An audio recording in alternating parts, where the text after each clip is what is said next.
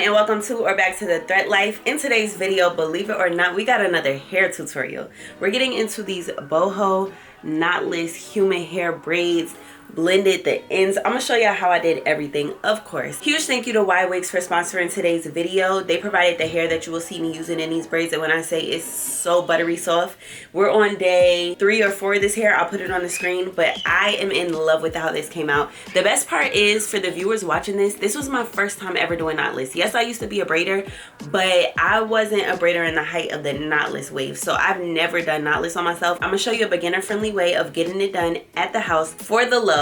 Y'all know we love to save. Y'all know we love to make it easy on this side. Y'all know we love to get it done and look bomb after we finish. So here's how the braids are looking.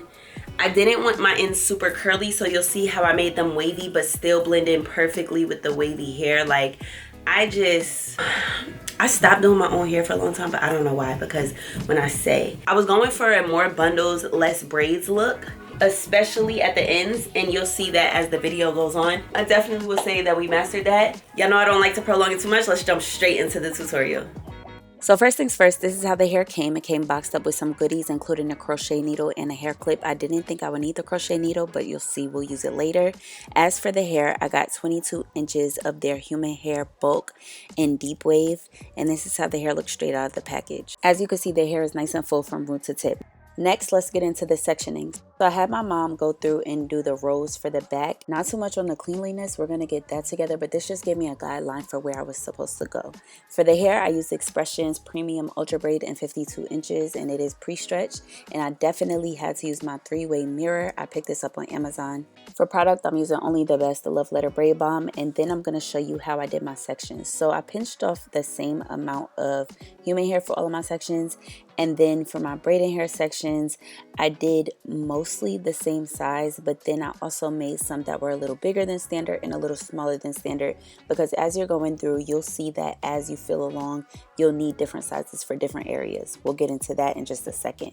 For my first row, I did 3 braids, and I just worked it out with this mirror. Like, it's hard finding your angles, but once you get into it, you'll find a rhythm. So first braid, we're gonna start it off in 3 sections as if you're doing a regular plait. We're gonna go 1, 2, 3. When we get to that last third side, we're gonna add in a piece between our fingers, braid 1, 2, and then we're gonna grab another piece. Every time I would watch a braiding video, I would hear them say when your hands switch is when you add hair, but that couldn't be more accurate. And you don't really get a feel until you're actually physically doing it. And like I said, I wanted to show the process, the journey on these braids. This was my first knotless braid on myself ever in life, and they get better as you go along. But I wanted to show that this was trial and error. The first braid wasn't perfect, but we eventually got there. After I add in about 4 pieces of braiding hair, I switch it around to the front, and then I start adding in my human hair once I'm past my natural hair. My first row was a little shaky, but I promise y'all it gets better. Stick with me. So I tried my best to do a brick lay pattern. You won't always be able to fit in a perfect brick lay, but just do your best to try and get those parts in between the previous section as best you can. This is how I added in my human hair pieces. I'm gonna go more in depth later on in the video as to exactly how I did it, but I do want to stop here and say that I added about 4 pieces of human hair into every braid. And then once I got to the top, I added a little more because I was going for less braids, more hair look. Like, I wanted it to look like I had bundles on bundles with braids here and there. So we're braiding that all the way down, and I'm just showing y'all moving up how the parts are coming along. And like I said, do your best to get your brick leg going on. So at this point in my head, I had my technique down, and I want to get into it here in the video. So like I said, you start off with your 3 pieces, and after you move about 3 times and you get to that right side, you're going to grab in your first piece of braiding hair. After you grab in that first piece of braiding hair, you're going to switch over once more, grab again, and I added in on average 4 pieces of braiding hair into each braid. And once you keep on going, you'll be able to tell as you move down whether you need to add more or less. Usually I did have to add 1 more toward the end for length, just because I like my braids really long. But as far as the fullness goes, to achieve a similar density, you'll need about 4 pieces of braiding hair if your hair is the same density or similar density as mine. Make sure, especially if you have blunt ends like me, I have a fresh bob, that you're adding a lot of product to your ends and using a quality product such as mine to seal your ends and keep everything nice and smooth as you braid on down. I also want to go on record and say I do not like a lot of braids in my head, so this was the perfect density without doing doing my braids too small. Here's how we're coming along so far. I did decide to reconstruct that final row because I wanted that top row before you get to the front half to be super clean, and I made those a little smaller just to give the effect that all of the braids were smaller. Again, I did not want this to be a heavy look, and I didn't want to be braiding for 40 days and 40 nights more than I already was. Back to the technique, we're going to go ahead and do our 3 switchovers, and then grab first from that right side, add in our first piece of braiding hair, switch, switch, come on girl, grab in another piece, we switch over again, and we grab. Every time you get to the right side, you grab from your right. That's how I do it. I know some people add in way earlier, some people wait a little longer. This was the perfect rhythm for me personally. Here I'm adding in my first piece of braiding hair, and then I'm going to smooth some product on top so that it can be nice and smooth going forward.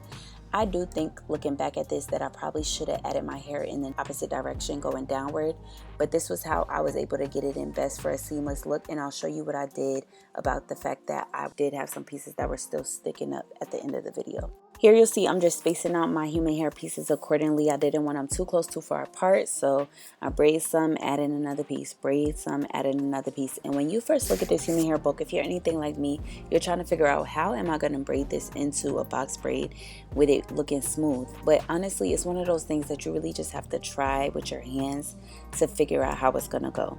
This back half is pretty much done. We're going to section off the front, and now we're going to get to the front in this next clip. There is a changing of hands that happens whenever you go from braiding the back of your head doing knotless to the front, but the technique still applies. You start off with your 3, you braid 1, 2, 3, and then on that third time you add in your first piece, 1, 2, add in another piece, 1, 2, add in another piece. And same thing in the front. I added in 4 pieces of braiding hair, and then I kept on braiding down until I was ready to add in my first piece of human hair. One of the key things I learned in braiding when you have super blunt ends is to add in a piece of braiding hair as you're running out of your own hair. And that's what I was saying prior in the video. As you do this style, you'll learn where you need to add in and where you don't. Back to the human hair pieces, you're going to grab it with your fingers, clip it up, or you see sometimes I just had to grab it with my mouth. And then you smooth it with some product and keep on braiding down like nothing ever happened. Keep it nice and smooth always. Keep your attention always and continue braiding down. As for the ends, I wanted my ends to look like I had human hair ends without having to use glue and all that stuff.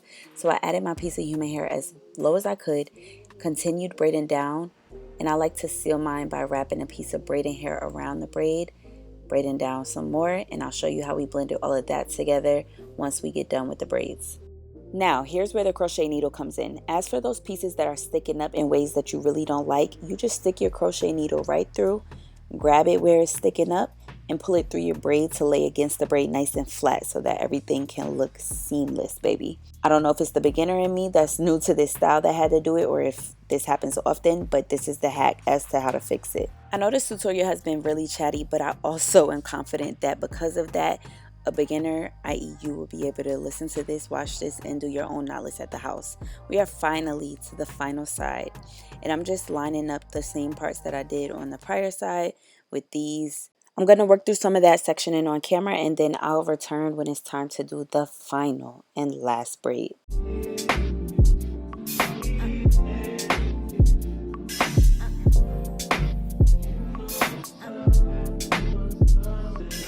Baby, I don't care what anyone says. Getting to the last braid is such a blessing. Because y'all have been on this journey with me, it wouldn't be right if we didn't do the last one on camera. And I just know somebody's going to be braiding their hair with me while watching this. So let's get into the technique one more time. You're going to split it into your 3.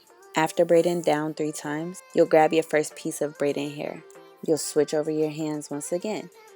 Grab from the same side, adding your second piece. 1, 2. Grabbing your third piece. 1, 2. And these 2 front braids are a little different just because I added in my human hair a little earlier so I can have that look of bangs whenever I wear my hair half up, half down with this style in particular. But same difference. You're just going to keep braiding on down and adding in your pieces as needed.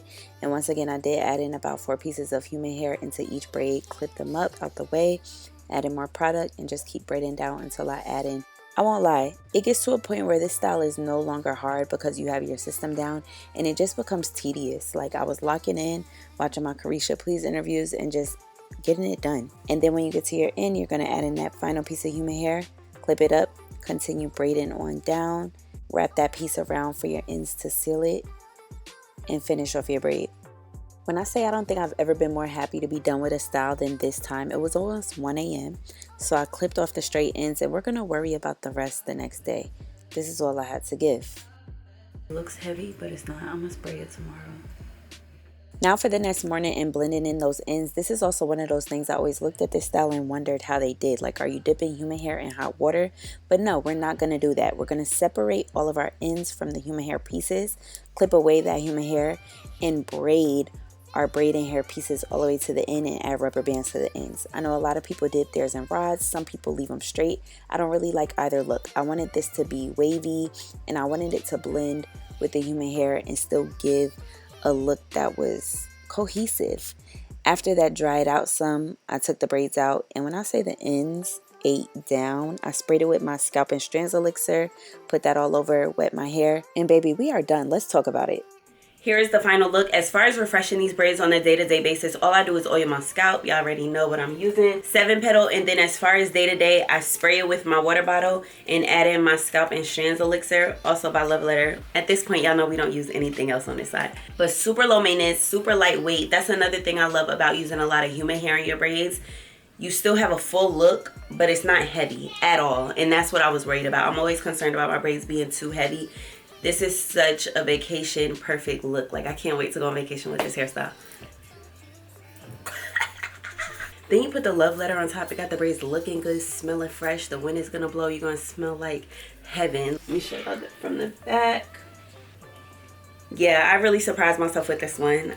The girls can do knotless at the house. Do your braids at the house. Save you a coin. Once again, huge thank you to YWigs for sponsoring today's video. Be sure to leave us some love in the comments below. If you're new here, be sure to stick around and check out some of my family and I's vlogs. You won't be disappointed. If you're already part of the say.